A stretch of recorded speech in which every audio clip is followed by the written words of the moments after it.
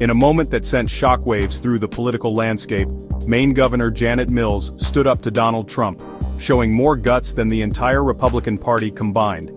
This wasn't just a political disagreement, this was a masterclass in fearless leadership. It happened during a high-stakes meeting with U.S. governors at the White House.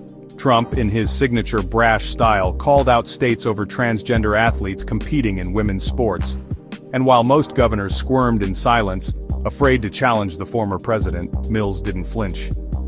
When Trump demanded to know whether Maine would comply with his executive order banning transgender athletes from women's sports, Mills didn't bow down. She simply said, "We follow our laws here in Maine."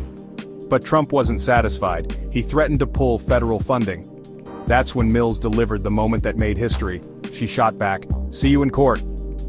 And just like that, a Democratic governor from a small New England state did what the entire Republican Party has been too spineless to do: stand up to Trump without fear, hesitation, or excuse.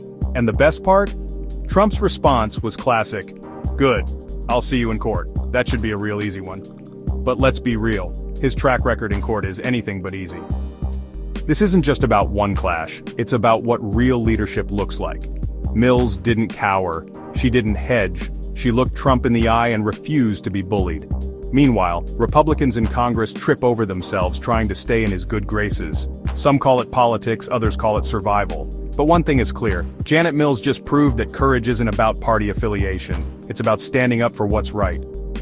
So what happens next? Will Maine take this fight to the courts? Will other states follow suit?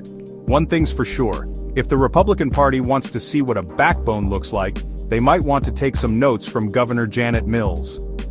Subscribe for more political breakdowns.